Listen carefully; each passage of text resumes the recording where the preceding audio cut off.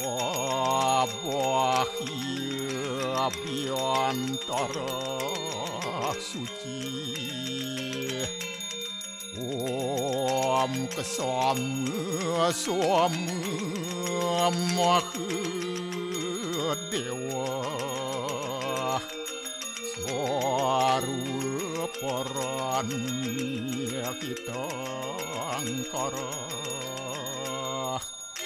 Mamuja swaru papidya Wala Yesu sadesiu Om kesantauya kaiku dosa Kesantauya wajiku mamu Santauya manasu dosa Permadat kesamam Om Santi Om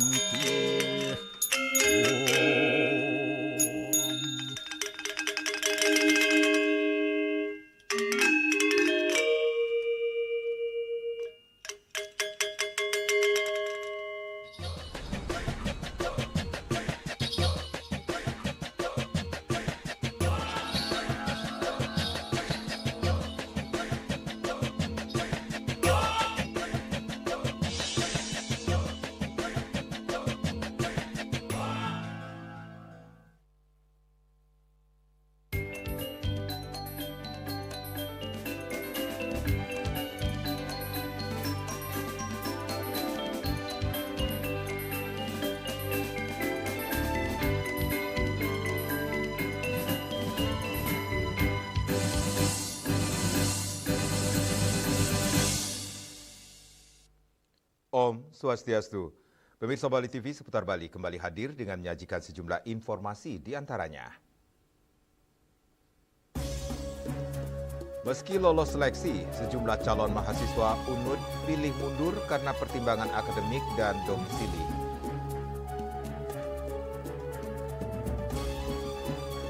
Sekolah Widyalaya perluas pendidikan formal berbasis agama Hindu. Jangan lewatkan juga informasi menarik lainnya yang sudah disiapkan tim redaksi kami. Bersama saya, Madis Sukadan Karang, inilah Seputar Bali selengkapnya.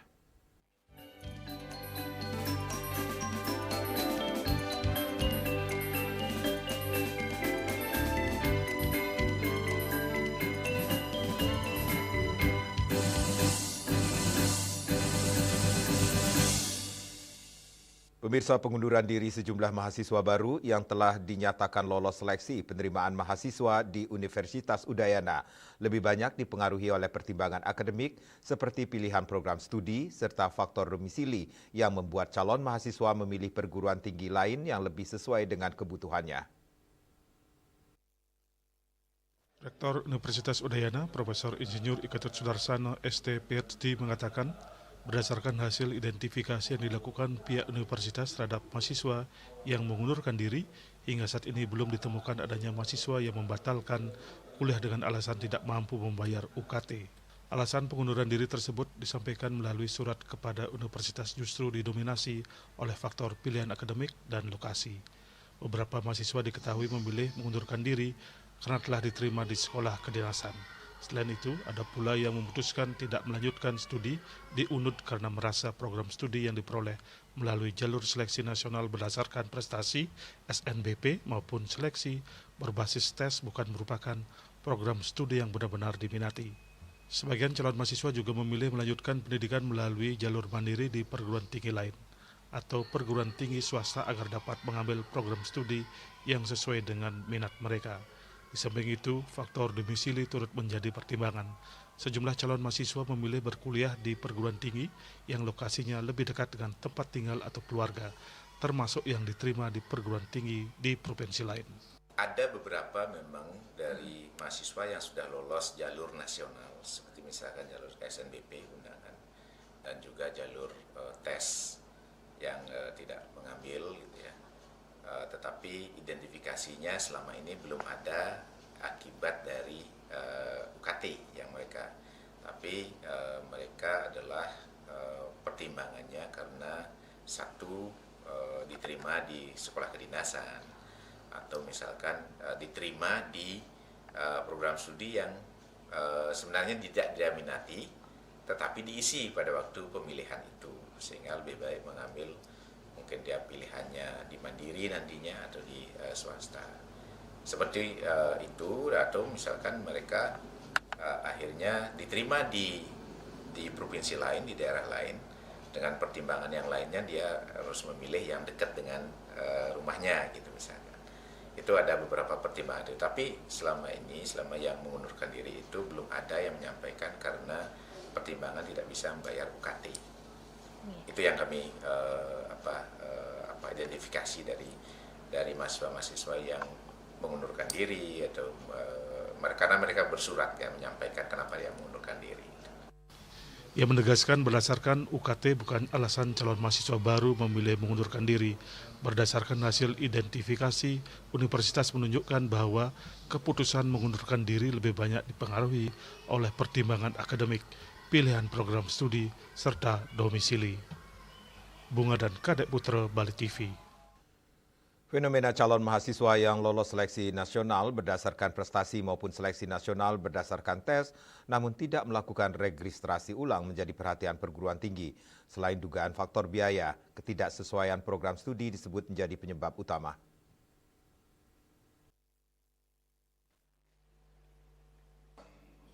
Secara nasional, jumlah calon mahasiswa yang tidak melakukan registrasi ulang setelah dinyatakan lolos seleksi diperkirakan mencapai lebih dari 100.000 orang. Untuk mengetahui penyebab pastinya, salah satu universitas negeri di Singaraja, Universitas Pendidikan Ganesha, melakukan evaluasi melalui survei terhadap calon mahasiswa yang batal mendaftar. Anak-anak yang tidak mendaftar kembali ke Universitas Pendidikan Ganesha tahun-tahun lalu dan tahun-tahun sebelumnya, itu tidak dikarenakan bahwa dia mendapatkan UKT yang tidak sesuai dengan kemampuan mereka. Tetapi lebih kepada dia mendapatkan prodi yang tidak sesuai dengan keinginannya. Nah, jadi saya tidak bisa menjawab secara clear sebenarnya apakah UKT tinggi yang menyebabkan dia tidak mendaftar kembali atau karena pilihan prodinya yang menyebabkan dia tidak mendaftar kembali. Di Undiksa sendiri, tingkat registrasi ulang berada pada kisaran 80 hingga 85% atau sekitar 1.800 mahasiswa dari 2.400 peserta yang dinyatakan lolos. Kampus menegaskan besaran uang kuliah tunggal UKT ditetapkan berdasarkan kondisi ekonomi mahasiswa melalui proses verifikasi, bahkan kuota penerima KIP kuliah dan UKT rendah ditingkatkan menjadi 25%, lebih tinggi dari ketentuan nasional. Profesor Rasben Dantas menjelaskan hasil survei yang tengah dilakukan diharapkan dapat menjadi dasar evaluasi agar semakin banyak calon mahasiswa yang telah lolos seleksi nasional melanjutkan proses registrasi hingga resmi menjadi mahasiswa. Yasser Yuli, Bali TV. Menjelang dimulainya tahun akademik 2026-2027, Universitas Udayana menggelar rangkaian pemeriksaan kesehatan bagi ribuan calon mahasiswa baru yang dinyatakan lolos melalui berbagai jalur seleksi. Guna memastikan kelancaran dan akurasi hasil, seluruh rangkaian tes kesehatan ini dipusatkan di Rumah Sakit Universitas Udayana Jimbaran. Rumah Sakit Universitas Udayana RS Unud menjadi pusat pelaksanaan tes kesehatan wajib bagi ribuan calon mahasiswa baru Universitas Udayana. Pemeriksaan kesehatan ini merupakan syarat wajib yang harus dipenuhi oleh seluruh calon mahasiswa untuk memastikan kesiapan fisik dan mental dalam menempuh masa perkuliahan. Pemeriksaan dibagi dalam beberapa paket layanan yang disesuaikan dengan kebutuhan program studi atau prodi masing-masing. Meliputi tes fisik umum, pemeriksaan mata dan tes buta warna, serta screening bebas narkoba. Calon mahasiswa berasal dari semua jalur penerimaan mahasiswa UNUD, yakni dari jalur nasional atau SNPMB, SNBP atau Seleksi Nasional Berdasarkan Prestasi, jalur SNBT atau Seleksi Nasional Berbasis Tes, jalur Mandiri UNUD dan jalur khusus dan internasional. Demi mencegah penumpukan dan menjaga kenyamanan para pasien umum lainnya, jadwal pemeriksaan dibagi menjadi beberapa gelombang. Hingga saat ini lebih dari 1.600 calon mahasiswa yang berdomisili di Bali sudah melakukan tes kesehatan yang dilaksanakan sejak bulan Mei 2026 dan berlangsung dalam 4 gelombang tes. Seluruh calon mahasiswa baru yang berdomisili di Provinsi Bali diwajibkan untuk melakukan seluruh rangkaian pemeriksaan di RS UNUD.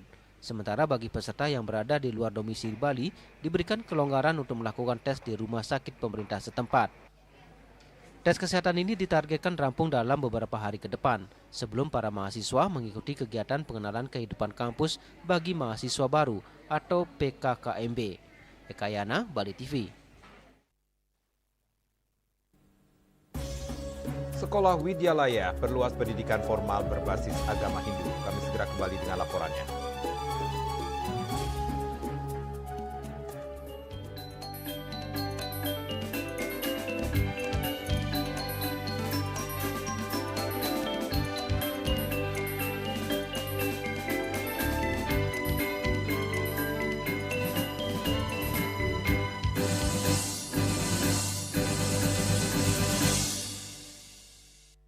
Kenal Veronica kok es luar tarik Melaka bikin beta nagih.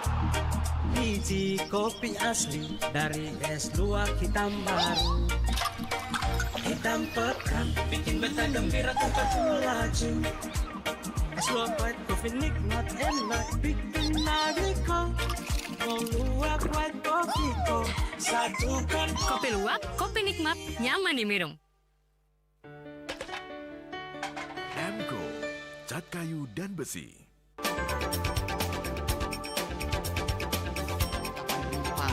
Pihak bandara telah melayani sebanyak 192.284 penumpang baik domestik maupun internasional. Operator mengatakan dari kunjungan wisatawan mencapai 3.000 pengunjung per hari tersebut. Ini mengacu pada perdagangan harga gabah yang juga semakin mahal saat ini.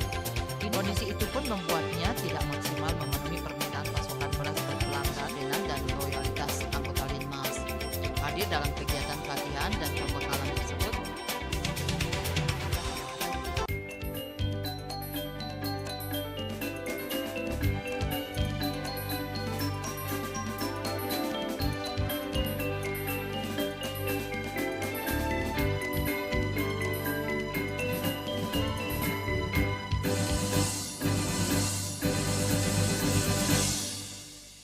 Pemirsa, pilihan pendidikan formal berbasis agama Hindu di Kabupaten Buleleng kini semakin bertambah. Pendidikan Widyalaya yang resmi menjadi perda hadir sebagai alternatif bagi masyarakat yang menginginkan pendidikan akademik sekaligus penguatan karakter dan nilai-nilai spiritual.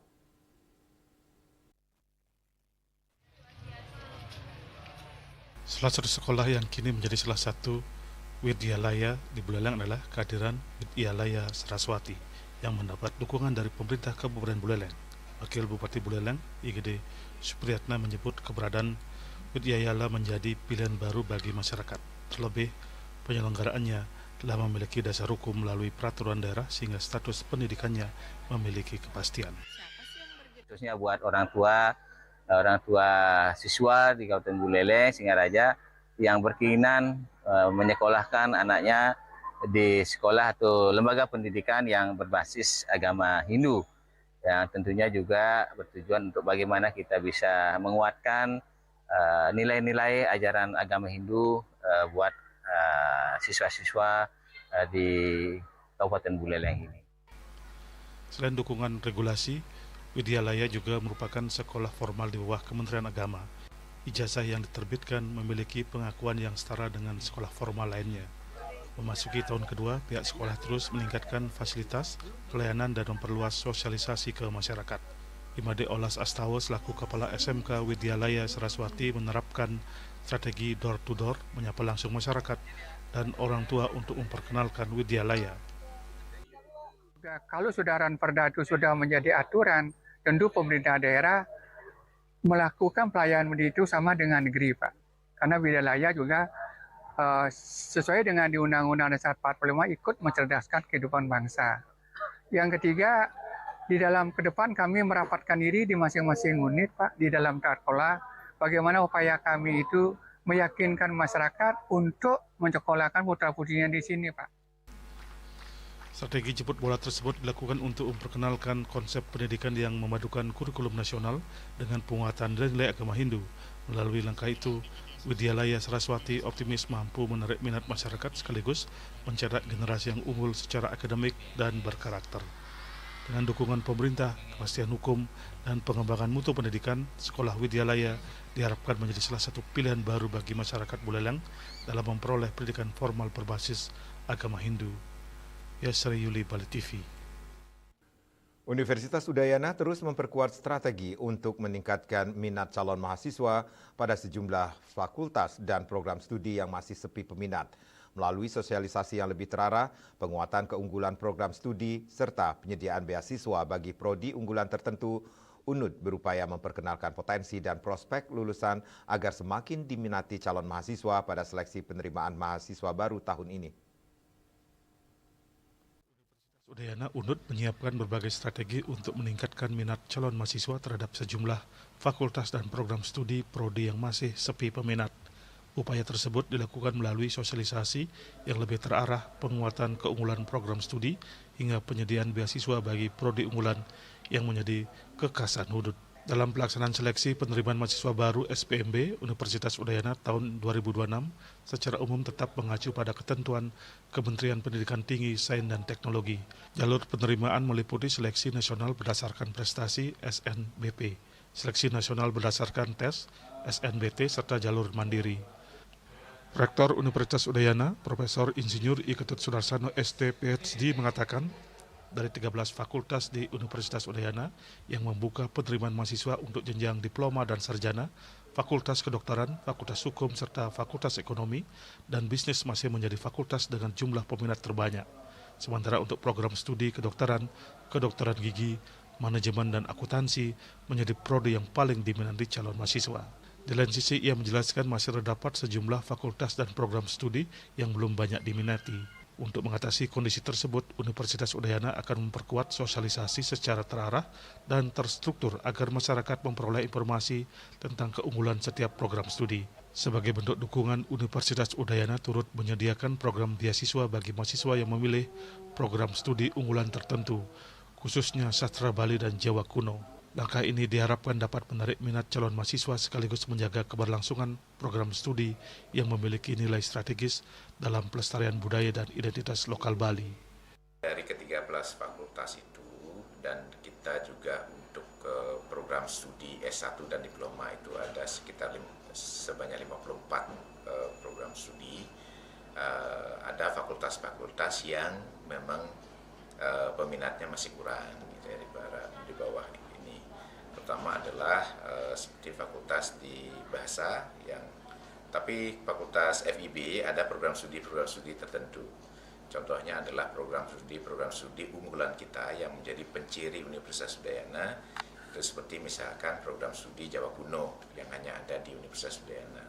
Program studi sastra Bali, program studi yang antropologi yang seperti itu masih kurang peminatnya. Dan ada beberapa juga seperti misalkan fakultas yang baru atau program studi yang baru itu masih belum dikenal. Nah, strategi kami adalah tentu kita akan melakukan sosialisasi yang terarah, terstruktur, dan juga meningkatkan kaitannya dengan keunggulan dari program studi itu sendiri.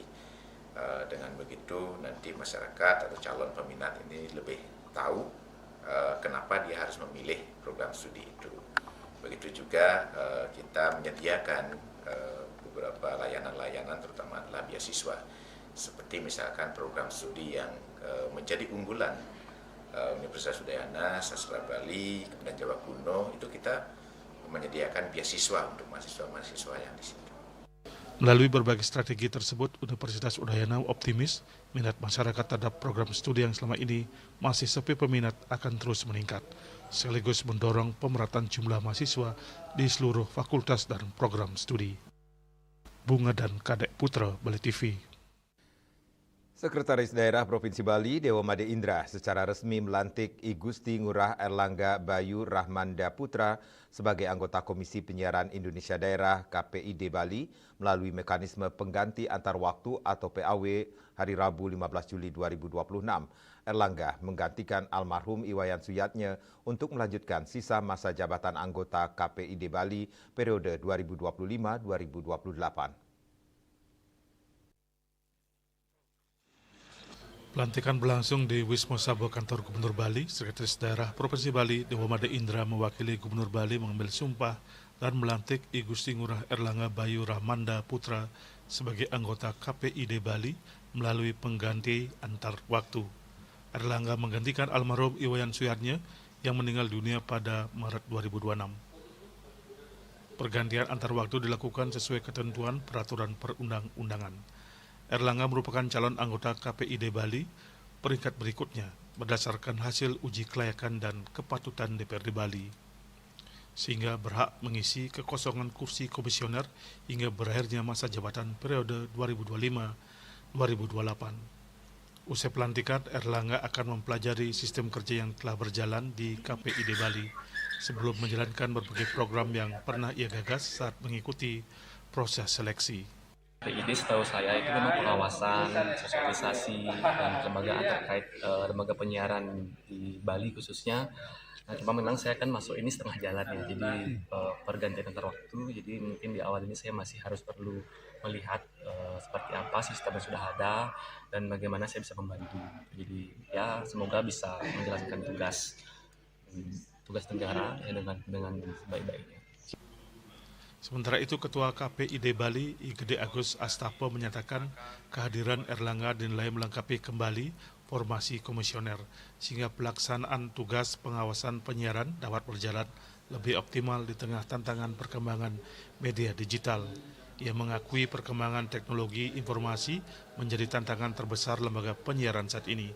Masyarakat kini semakin banyak mengakses konten audiovisual melalui layanan over the top, OTT, dan media sosial yang belum menjadi ruang pengawasan KPI.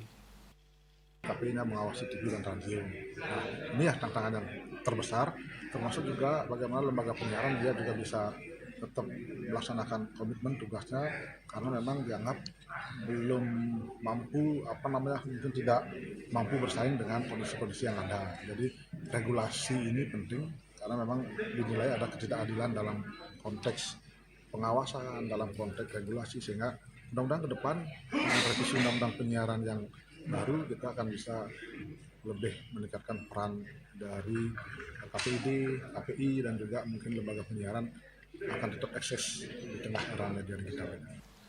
Dengan pelantikan ini, jumlah komisioner KPID Bali kembali lengkap menjadi 7 orang. Kehadiran anggota baru diharapkan semakin memperkuat fungsi KPID dalam mengawasi isi siaran televisi dan radio, menjaga kualitas penyiaran, dan memastikan lembaga penyiaran mematuhi regulasi yang berlaku di tengah pesatnya perkembangan media digital. Winarto, Bali TV. Kami akan segera kembali dengan informasi oknum anggota Polantas diproses sesuai hukum.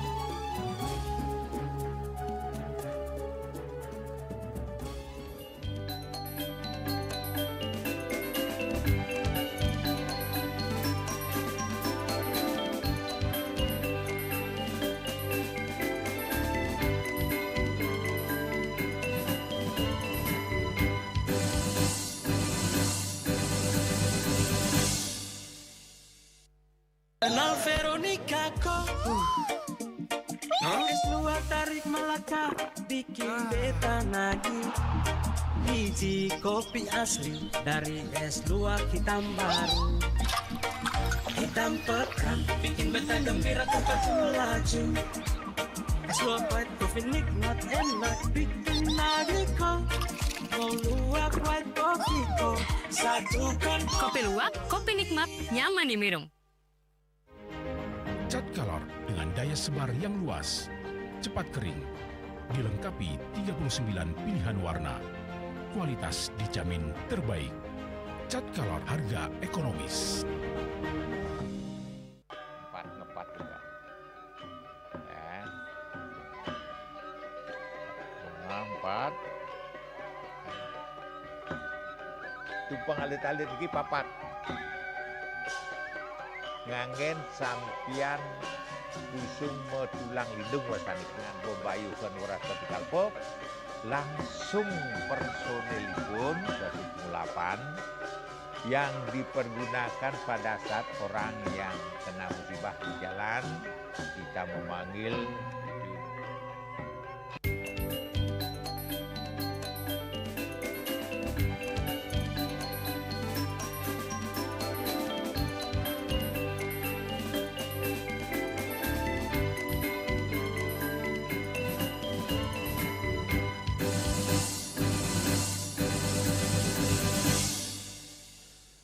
Pemirsa, oknum anggota Satlantas berinisial DL yang diduga membantu proses pembuatan SIM orang yang mengaku wartawan saat ini telah menjalani pemeriksaan oleh Seksi Profesi dan Pengamanan Propam Polresta Denpasar.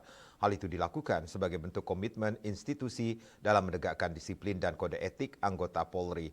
Hal itu ditegaskan Kasat Lantas Polresta Denpasar, Kompol Muhammad Bayangkara Putra Sejati di Denpasar.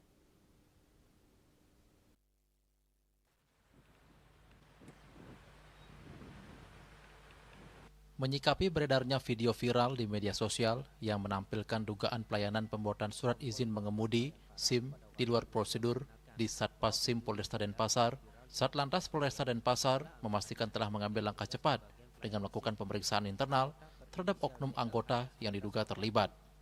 Kasat Lantas Polresta Denpasar, Kompol Muhammad Bayangkara Putra Sejati menjelaskan bahwa berdasarkan hasil pemeriksaan, pemohon SIM diduga datang bersama seorang laki-laki yang merupakan bagian dari kelompok yang sama dan sebelumnya telah berkoordinasi dengan salah satu oknum petugas Satpas untuk membantu proses pembuatan SIM A dengan cara yang tidak sesuai dengan prosedur pelayanan yang berlaku. Kasat Lantas menegaskan bahwa oknum anggota Satlantas berinisial DL telah menjalani pemeriksaan oleh Seksi Profesi dan Pengamanan Propam Polresta Denpasar sebagai bentuk komitmen institusi dalam menegakkan disiplin dan kode etik anggota Polri. Langkah saya menyampaikan saya akan melaksanakan sesuai dengan prosedur terkait masalah oknum yang terlibat. Saya akan proses karena pada saat itu saya sampaikan proses ini akan kami tindak lanjuti. Karena yang selalu saya sampaikan masalah penerbitan SIM ini kepada seluruh personil Satlantas harus dilaksanakan sesuai dengan prosedur. Diketahui modusnya pasca video viral, kedua orang yang mengaku sebagai wartawan tersebut berusaha melakukan lobi agar persoalan diselesaikan di luar mekanisme yang berlaku dan mengarah pada permintaan sejumlah imbalan dengan alasan untuk menurunkan berita takedown maupun video yang telah mereka unggah. Sementara sebagai langkah evaluasi dan pencegahan, Satlantas Polresta Denpasar akan perketat pengawasan terhadap seluruh proses pelayanan SIM, meningkatkan pengawasan internal, serta memberikan penegasan kepada seluruh personel agar pelayanan kepada masyarakat dilaksanakan secara transparan, profesional, dan bebas dari praktik pungutan liar. Untuk antisipasinya juga saya selalu sampaikan karena kami setiap minggunya juga melaksanakan apel dan ANEF, itu yang selalu saya penekanan, baik petugas pelayanan yang ada di SIM dan petugas yang ada di lapangan. Petugas-petugas yang ada di lapangan kami juga saya selalu sampaikan, tidak ada pungutan liar atau pungli. Raiswantara dan Edi, Bali TV. Kehadiran Koperasi Desa Merah Putih KDMP diharapkan bisa bersinergi dengan koperasi-koperasi yang sudah ada sebelumnya. Koperasi Desa Merah Putih dengan segala fasilitasnya diharapkan tidak menimbulkan kecemburuan koperasi reguler. Ketua Dekopinwil Provinsi Bali, Inyoman Suwirto, pada peringatan Hari Koperasi ke-79 beberapa waktu lalu di Denpasar menegaskan kehadiran Koperasi Desa Merah Putih tidak dipandang sebagai kompetitor, melainkan bentuk perhatian besar dari pemerintah. Kendati demikian, pihaknya berharap agar koperasi reguler yang sudah ada tidak dikesampingkan, mengingat gerakan koperasi reguler di Bali telah dibangun lama dan berkontribusi nyata selama 79 tahun. Saat ini Bali memiliki lebih dari 6.000 unit koperasi dengan jumlah anggota mencapai 1.006.000 orang lebih. Potensi besar ini diharapkan dapat dirangkul, terutama jika Koperasi Desa Merah Putih nantinya diberikan ruang sebagai distributor pemenuhan kebutuhan pokok masyarakat. Sinergitas antar koperasi menjadi kunci penting agar tidak terjadi gesekan atau kecemburuan di lapangan. Kemudian anggota koperasi aja 1 juta lebih, 1.006.000 itu di Bali. Ini tentu merupakan kekuatan yang luar biasa. Nah, ini kan nanti ketika ada Koperasi Merah Putih tentunya ini akan terjadi tarik-menarik kan. Tapi kalau saya lihat konsepnya, apalagi sumber daya manusianya, kebetulan saya ikut di grupnya KDKMP, saya melihat mereka mempunyai keinginan, niat yang baik sama seperti kita. Ini sejalan semuanya. Nah, jadi sekali lagi ini bukan tantangan, bukan apa kompetitor, tapi ini merupakan sinergisitas. Kan di prinsip koperasi kan ada kerjasama antar koperasi. Jadi kalau koperasi KDKMP nanti diberikan ruang untuk menjadi distributor, menjadi distributor dalam pengadaan barang-barang di kehidupan sehari-hari atau kebutuhan pokok, tentu ini bisa merangkul gerakan koperasi yang ada.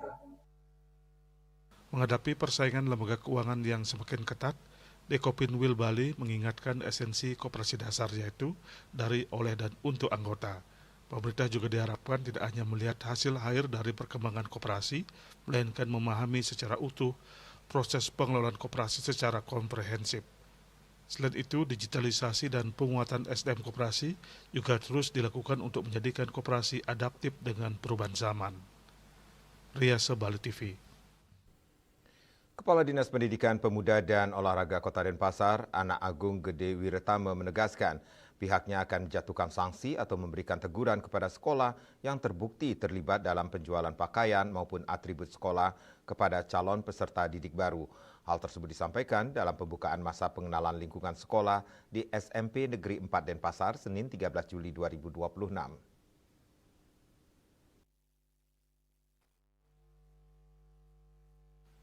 Distikpora Kota Denpasar sebelumnya telah menyosialisasikan kepada seluruh satuan pendidikan agar tidak menjual seragam maupun atribut sekolah kepada siswa baru.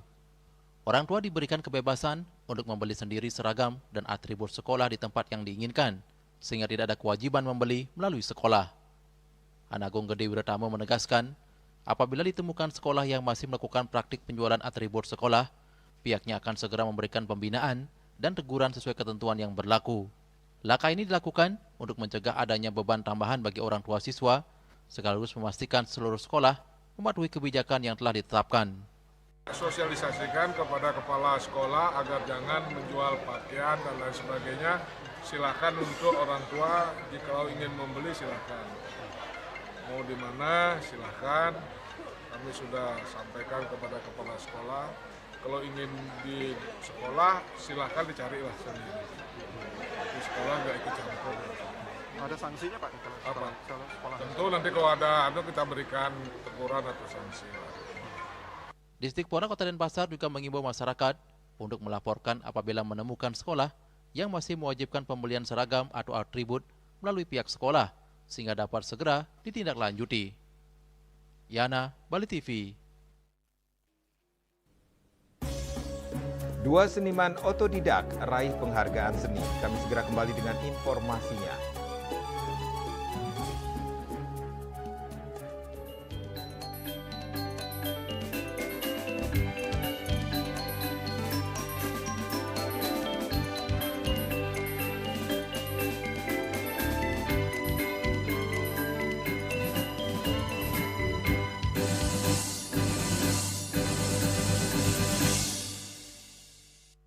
Kenal Veronica kok es luar tarik Melaka bikin beta nagih. Biji kopi asli dari es luar hitam baru. Hitam pekat bikin beta gembira tempat melaju. Es luar white kopi nikmat enak bikin nagih kok. Mau luar white kopi kok satukan. Kopi luwak, kopi nikmat, nyaman diminum.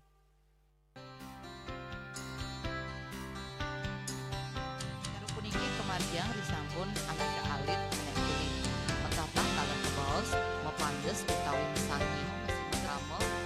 Antar ketua banyak Jakarta Selatan hari di Jakarta Selatan para pindah riwah tokoh-tokoh umat ini miwah penyarengan kerama istri saha anggen TPS Cangin Purikau wenten taler 6 TPS sani kaayahin oleh kerama istri inggian ring TPS 6.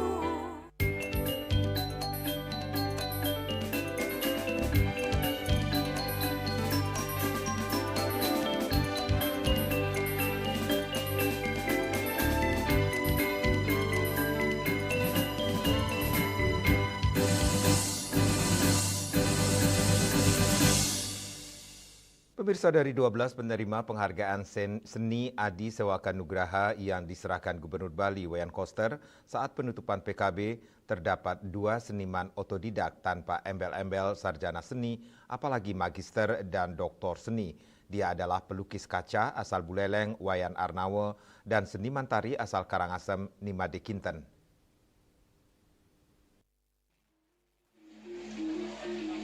Wayan Arnawo adalah seniman asal desa Nagasepe Buleleng. Berkat karyanya melukis di kaca, dan Nimade Kinten berkat kegigihannya merintis sanggar tari hingga saat ini di Karangasem. 2 sosok seniman ini duduk sejajar dengan 10 seniman lainnya yang meraih penghargaan serupa, yaitu Cokordo Putro, seniman tari, Inyoman Artana Undagi, Iketot Tarke Kerawitan, Iwayan Juwana Adi Saputra, seniman tari, Jeromade Saryani, seniman dramagong, Iputu Manudipa Sastra Daerah, Idewo Gede Darmoyase Kerawitan, I Gusti Ngurah Artawan Pedalangan, Idewo Gede Alit Saputra Sastrawan, dan Iketut Garwo Kerawitan. Dari penerimaan penghargaan, penerima yang unik adalah Iwayan Arnawo, yang di desanya dikenal sebagai seniman serba bisa dan otodidak. Dia hanya tamatan SMP dan mewariskan seni lukis dari sang kakek bernama Maestro Jero Dalang Diah di desa Nagasepe, Singaraja. Bahkan kini semua saudaranya mewarisi seni melukis di media kaca.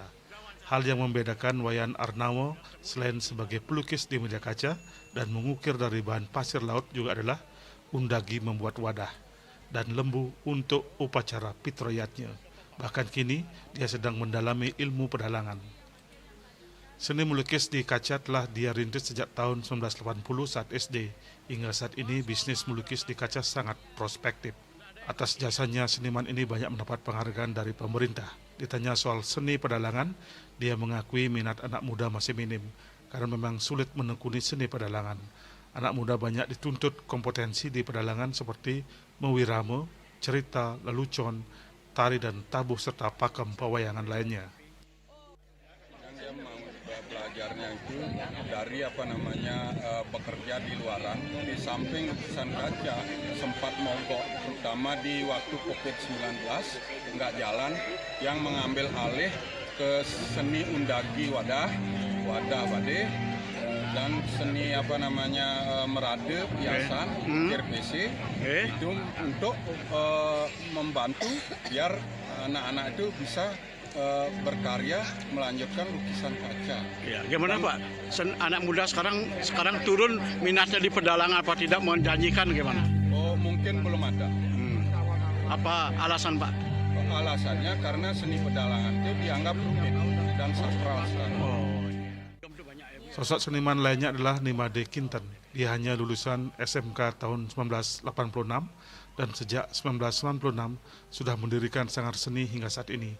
Dia mendirikan sanggar di tengah warga dan anak muda Karangasem. Belum melirik seni tari. Dia juga sering menari di Istana Negara, terutama yang paling berkesan saat menjadi penari pertama tari Kijang Kencana di Istana Negara. Ditanya soal tantangan mengembangkan minat anak muda di Bali di bidang seni tari, menurut dia adalah bertarung dengan model pembelajaran lewat medsos. Padahal belajar secara langsung jauh lebih penting. Ini yang menyebabkan mereka akan menjadi penari yang hanya mengetahui pailah namun belum kuat dalam karakter, penjiwaan dan roh tari yang dibawakan.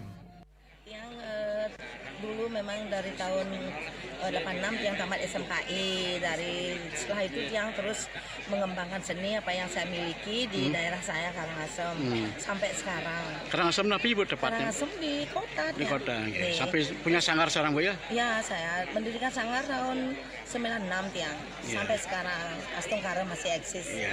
Ibu sebagai penari, pelanggan penari istana, apa komentar Bu soal anak muda di bidang tari Bu? Oh, ya anak-anak sekarang kan apalagi ada di medsos begitu ya.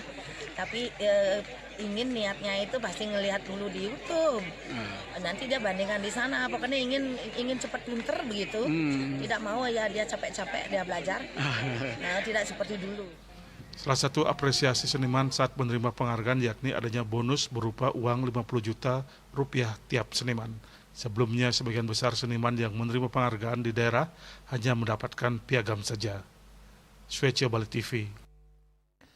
Seniman senior drama tari asal Tabanan, Iwayan Juwana, menyampaikan apresiasi mendalam kepada Dinas Kebudayaan Pemerintah Provinsi Bali yang dinilainya sangat peduli dan menghargai karya para seniman.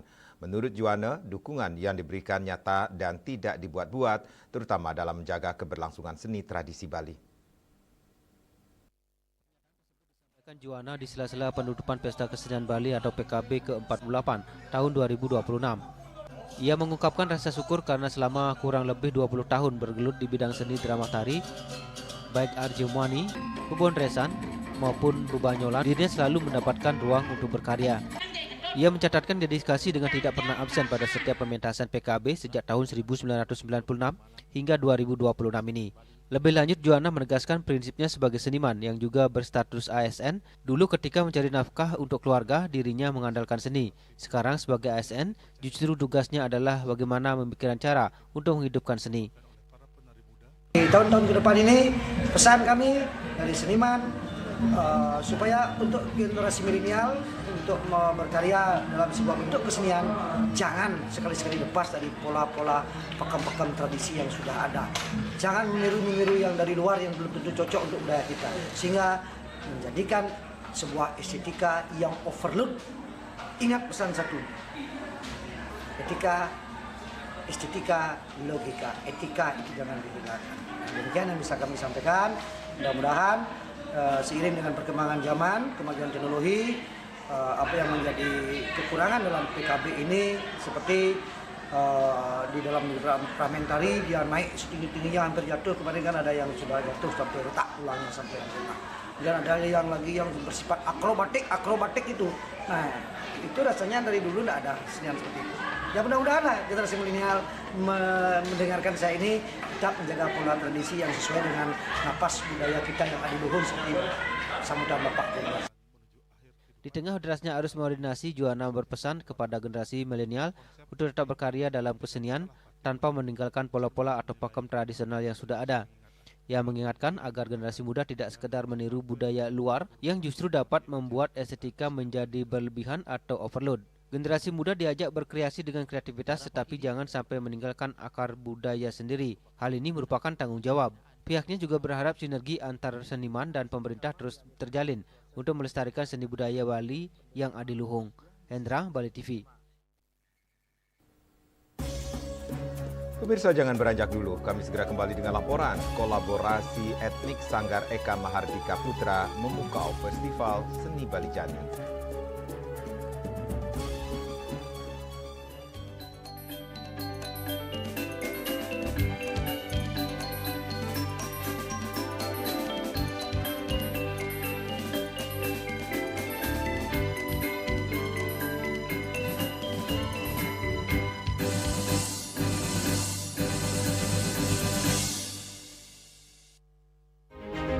Cat color dengan daya sebar yang luas, cepat kering, dilengkapi 39 pilihan warna. Kualitas dijamin terbaik. Cat color harga ekonomis. Sulingi pemangku peseraman tetap mengusahakan pendidikan moral. Budi pekerti suko wibawo tan kewawo deneng pejah gerehe astro gerehe setri gitu ya. ane kadua eka dua swalaksana batara. Jadi alam niki seisen yang jagat niki sami kesusup oleh desang yang widi. Siwa bumi, ring bumi niki wenten betara niki. Sangat raga ngai mecaru kan ngidupang pertiwi di Bali buana bumi mengurip niki.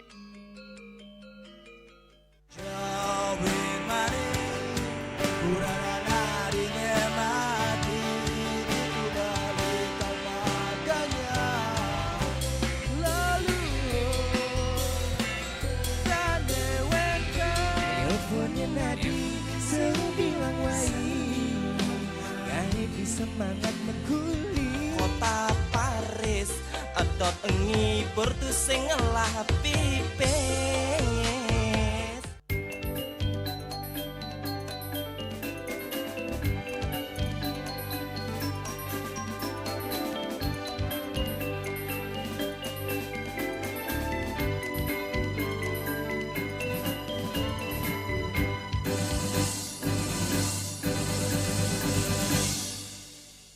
Pemirsa, pergelaran musik Sanggar Eka Mahardika Putra memukau penonton dalam rangkaian Festival Seni Bali Jani ke-8 tahun 2026 di Taman Budaya Art Center Denpasar. Pertunjukan yang memadukan musik modern dengan unsur etnik Bali ini turut disaksikan Ketua Dekranasda Provinsi Bali, Nyonya Putri Swastini Koster. Rangkaian Festival Seni Bali Jani ke-8 tahun 2026 kembali menghadirkan sajian seni yang kreatif dan inovatif. Kali ini Sanggar Eka Mahardika Putra tampil membawakan pergelaran musik bertajuk Sang Surya Sampun Wetangi, menyongsong indahnya permata Katulistiwa. Di kalangan Madya Mandala Taman Budaya Art Center Denpasar, Selasa malam 14 Juli 2026. Perpaduan musik pop modern dengan instrumen tradisional Bali berhasil memukau penonton. Tak hanya menyuguhkan harmoni musikal, pertunjukan juga membawa pesan pelestarian lingkungan melalui ajakan memilah sampah berdasarkan sumber dan jenisnya.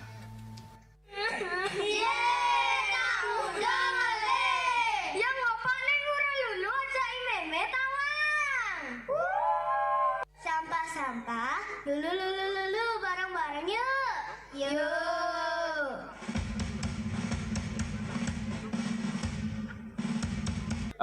Kita nampilkan kolaborasi etnik dengan tetap berakal pada kesenian tradisional, kita garap secara modern. Vokal grup enggak, ini utuh kolaborasi etnik antara musik diatonis, pentatonis, slendro, pelok kita gabung. Nada kromatis kita gabung. Sebanyak 19 seniman muda mulai dari siswa sekolah dasar hingga mahasiswa dilibatkan dalam pertunjukan ini. Seluruh lagu diaransemen sendiri oleh Ketua Sanggar IGD Eka Putra dengan memadukan tangga nada diatonis, pentatonis, pelok, dan slendro sehingga menghasilkan warna musik yang khas tanpa meninggalkan akar budaya Bali. Penampilan tersebut mendapat apresiasi dari Ketua Dekranasda Provinsi Bali, Nyonya Putri Swastini Koster. Senang sekali melihat talenta-talenta muda masih terasah, dan itulah gunanya pemerintah Provinsi Bali mewadahi talenta-talenta muda kita di tengah gempuran gadget, sehingga anak-anak kita tetap beraktivitas. Jadi keilmuannya terasah, talentanya juga terasah. Jadi itu gunanya Bali Jani. Jadi senang sekali menonton barusan dan tergelitik untuk lebih memberi ruang dan dukungan kepada anak-anak kita. Terima kasih Provinsi Bali. Menurut Putri Swastini Koster, Festival Seni Bali Jani memiliki peran strategis sebagai wadah generasi muda untuk mengembangkan kreativitas, kepercayaan diri, dan kecintaan terhadap seni budaya Bali di tengah pesatnya perkembangan teknologi digital. Yang menilai kolaborasi musik modern dengan instrumen dan gamelan Bali membuktikan bahwa seni kontemporer mampu berkembang tanpa meninggalkan identitas budaya. Festival ini diharapkan terus melahirkan regenerasi seniman muda yang kreatif sekaligus memperkuat karakter budaya Bali. Mbak pegang gitar. Gitar ya? Ya. Ya, ini berapa lama nih persiapan? Persiapannya 1 bulanan. 1 bulanan ya? Ya, 1 bulan. Ada apa yang paling menantang dari, ini kan tampil dengan 10 lagu. Ya. Apa yang paling menantang? Lagu yang paling menantang itu biasanya lagu Sang Surya Sampun Wetangi, karena banyak singkupnya.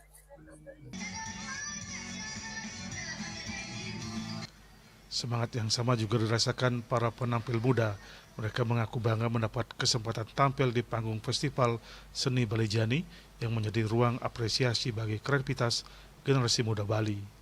3 bulan kurang. Yang paling lama persiapan apa? Vokalnya, tarinya atau apa? Vokalnya. Vokalnya ya. Ada kesulitan nggak? Nggak ada ya. Gimana nih kesannya?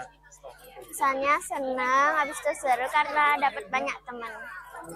Tadi nyanyikan berapa lagu? 10 lagu. 10 lagu.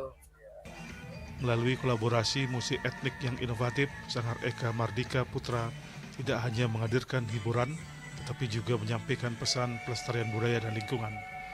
Festival Seni Balijani pun terus menjadi ruang regenerasi seniman muda Bali agar tetap berkarya, berinovasi, dan berakar kuat pada nilai-nilai budaya Bali.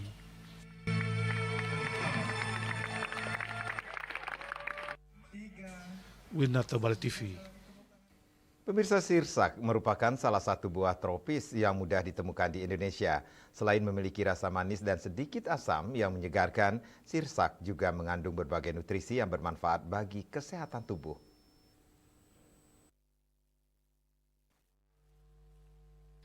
Sirsak mengandung vitamin C, serat, kalium, magnesium, serta antioksidan.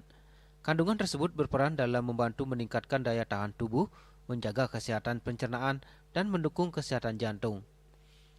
Serat pada sirsak juga dapat membantu melancarkan sistem pencernaan, sementara vitamin C berperan menjaga sistem kekebalan tubuh. Meski demikian, para ahli mengingatkan bahwa manfaat tersebut akan lebih optimal jika diimbangi dengan pola makan bergizi seimbang dan gaya hidup sehat.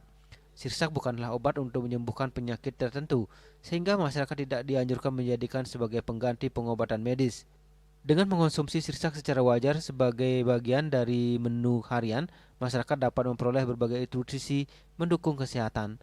Pola hidup sehat tetap diterapkan dengan mengonsumsi beragam buah dan sayur, serta berolahraga secara rutin. Agus Sudiatmika, Bali TV. Menteri Perumahan dan Kawasan Permukiman Marwarar Sirait menghadiri rapat koordinasi percepatan pelaksanaan program bantuan stimulan perumahan swadaya BSPS bersama Menteri Dalam Negeri dan Kepala Badan Pusat Statistik. Marwarar Sirait menyampaikan apresiasi kepada Kementerian Dalam Negeri dan BPS serta pemerintah daerah atas dukungan yang diberikan dalam program BSPS.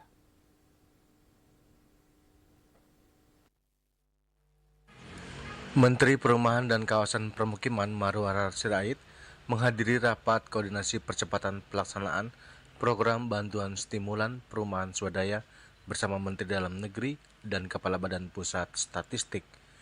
Rapat tersebut juga dihadiri secara daring oleh Kepala Daerah, Sekretaris Daerah, jajaran pemerintah daerah, serta BPS Provinsi dan Kabupaten atau Kota di seluruh Indonesia. Kegiatan ini juga menjadi bagian dari penguatan kolaborasi antara Kementerian PKP, Kementerian Dalam Negeri, BPS, dan pemerintah daerah guna mempercepat pencapaian target 400.000 unit BSPS pada tahun 2026. Menteri Dalam Negeri menyampaikan bahwa pemerintah daerah memiliki peran penting dalam mempercepat pelaksanaan program karena menjadi ujung tombak dalam proses verifikasi calon penerima bantuan. Marwarar Sirait menyampaikan apresiasi kepada Kementerian Dalam Negeri dan BPS serta pemerintah daerah atas dukungan yang diberikan dalam program BSPS. Menurutnya, kolaborasi lintas kementerian menjadi kunci keberhasilan pelaksanaan program yang tahun ini mengalami peningkatan yang signifikan. Jadi terima kasih Pak Mendagri atas dukungan yang luar biasa kepada kami. Terima kasih Ibu Kepala BPS. Saya akan laporkan kepada Bapak Presiden bahwa dukungan ini sangat terasa sekali. Bahkan sebelum acara hari ini kita lebih formalkan saja. Kita sering sekali kemana-mana bertiga, ke Sulawesi Utara, ke Staro sama-sama, ke Sorong kita sama-sama, ke Papua, ke Kalimantan Timur kita sama-sama, ke Sulawesi Utara kita sama-sama, ke Sumatera Utara kita sama-sama, ke Jawa Tengah, Jawa Timur, Jawa Barat kita sama-sama. Jadi saya pikir NTB ya juga kita sama-sama, Jogja kita sering bekerja bersama-sama sehingga kita sudah saling memahami dan saling menutupi. Dan terima kasih atas media untuk mengawal program ini adalah program strategis dan saya sampaikan sini Pak Mendagri terima kasih kepada Kepala BPS. 2 minggu lalu saya baru diundang oleh Bapak Menko Perekonomian ke kantornya. Ada kur perumahan yang diciptakan oleh Presiden Prabowo yang gunanya untuk UMKM di bawah 100 juta, tidak perlu jaminan, ya bunganya 0,5%, jadi setahun 6% itu membebaskan rakyat dari rentenir. Kemudian dari segi supply itu untuk kontraktor developer toko bangunan yang masuk ke UMKM itu bisa sampai 20 miliar dan bunganya di 5%. Menteri PKP juga menegaskan bahwa berbagai inovasi terus dilakukan untuk meningkatkan transparansi dan efisiensi pelaksanaan BSPS, salah satunya melalui mekanisme pemilihan terbuka toko atau tender rakyat yang memberikan ruang bagi masyarakat untuk terlibat langsung dalam pemilihan penyedia bahan bangunan secara terbuka. Dari Jakarta, Julius Suhata dan Ketut Sumadiasa melaporkan. Kini kami sampaikan informasi perakiraan cuaca untuk kabupaten kota di Bali.